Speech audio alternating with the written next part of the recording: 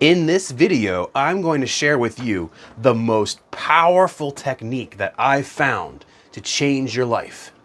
Welcome back to the channel, everyone. My name is Lance, and in this video, we're going to go over the most powerful, the most fundamental, single powerful technique that you can employ in your life to make the greatest amount of change. And when we get to the technique, it may be something you're aware of already, and you may think, Lance, this is such a simple thing. Are you sure this is the most powerful technique? Yes, I am. Without this technique, transformation is impossible. Manifestation is impossible. In fact, pretty much nothing that changes your life for the better is possible without this technique. And once you understand the technique, and it may seem simple at first, but once you realize it, and once you begin to put it in practice in your life, and you really practice it, not just intellectually knowing it, because remember, we can know knowledge, but we can only be wise. We can only be wise when we take that knowledge and integrate it into our being and be what we know, become wise with the knowledge. Now let's jump into it. This technique is the foundation for everything. It's how you change yourself. It's how you change your life. It is how you manifest love. Do you want love? Do you want a better relationship in your life? Do you want to attract your soulmate? Do you want to attract, the person of your dreams, quite literally made to order? Money. How much money do you want? You want $1 million? You want $100 million? You want $1,000? What is it that you want? Well, without this technique, you're not getting any of that. Would you like to live a life of happiness and joy? Would you pretty much like to manifest anything in your life? If you're looking at things like Neville Goddard, if you're looking into things like law of attraction, if you're looking into all these different ways of manifesting, the 555 method, the 369, all these different modalities, all of them start with this step. All of them start with this one foundation.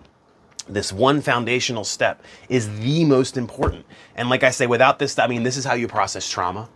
This is how you do inner child healing. This is how you do ancestral trauma healing. This is how you begin to work with your central nervous system, your billion-year-old worm brain. This is how you open your heart. This technique is at the root of everything. And I'm sure some of you already know, or maybe have an inkling as to what I'm talking about. But this is the most powerful technique.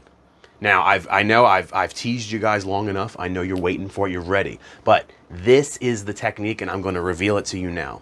Yes.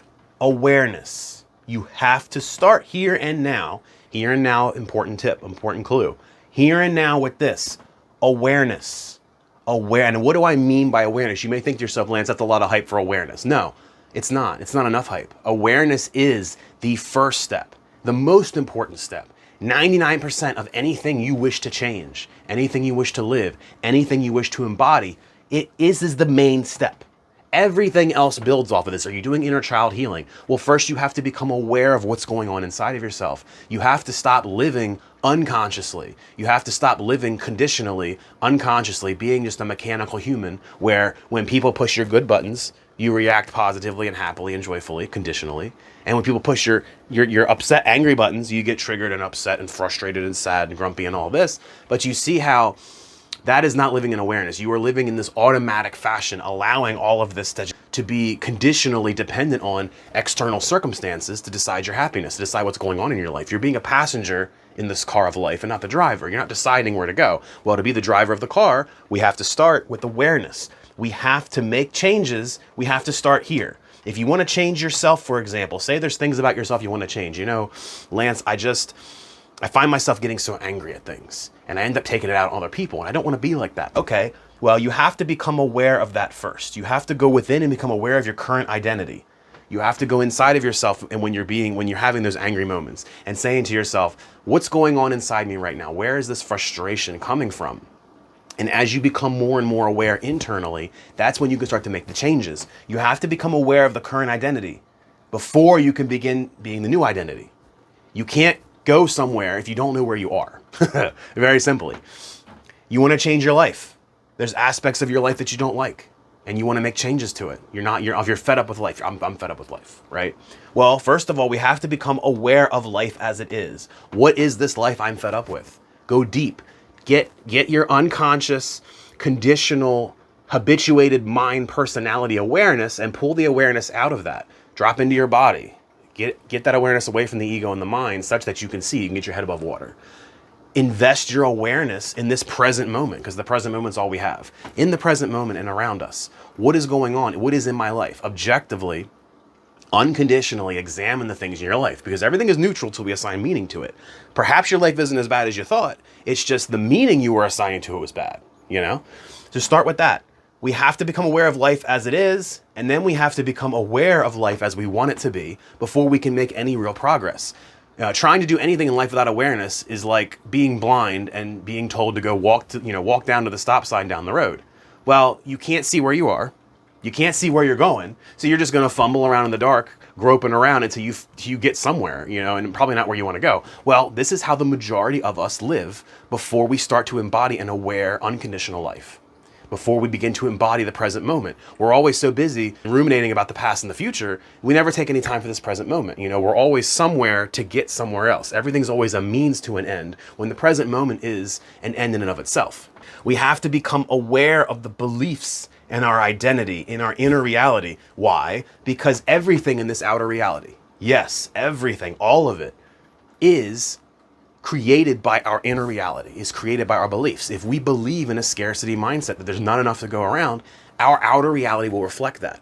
It's such that even in instances where we get a lot of money, think lottery winners, that over 3/4 of them lose all of their money and end up in debt, more debt than they were before, in like 5 years or less. Why? Because even when the universe gave them all the money, their inner being, their inner beliefs rejected it. They weren't ready to expand themselves to that realm. So they blew it all because they weren't comfortable having it.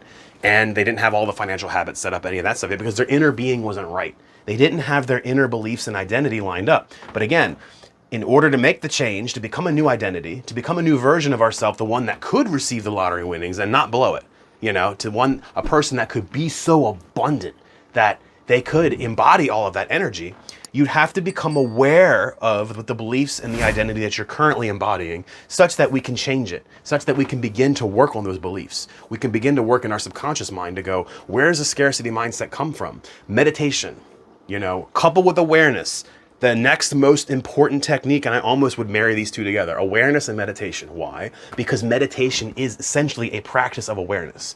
It's a practice in removing identity, removing energy from the mind. You reside in this watcher awareness, this I am presence, that is the bridge between the unmanifested and the manifested reality. And when we're in this space, that's when we can become aware of what's going on in our mind. Inner creates the outer, all of it. So the sooner you can become abundant inside is the sooner you can become abundant outside. And how do we become abundant on the inside? We become aware of how we're being scarcity. We become aware of what our relationship to money is. Do you want love? Become aware of what your inner relationship to love is. Did you know that for most people, for the most part, your relationships with love, whether you're a man, woman, or otherwise, is most usually replicates what you observed as a child with your parents. Your parents' relationship dynamic is typically what you are going to manifest as an adult. And now, if it's not your parents, it could be other family members. Any relationship that was left a strong imprint on you is what you're going to manifest. Same with money. Your childhood household dynamics with money is most likely what you are going to manifest as an adult unconsciously, with no awareness. Now, with awareness, you can make the change to manifest things better. But you can see, right, as we've gone through all that, how awareness really is quite literally the most powerful technique. Without it, you could change nothing. You would be unconscious, like most of us are, until we become aware and awakened. You'd be unconscious, fumbling around the dark, getting your buttons pushed left and right. Push a good button, scratch your tummy and you wag your tail and you're happy.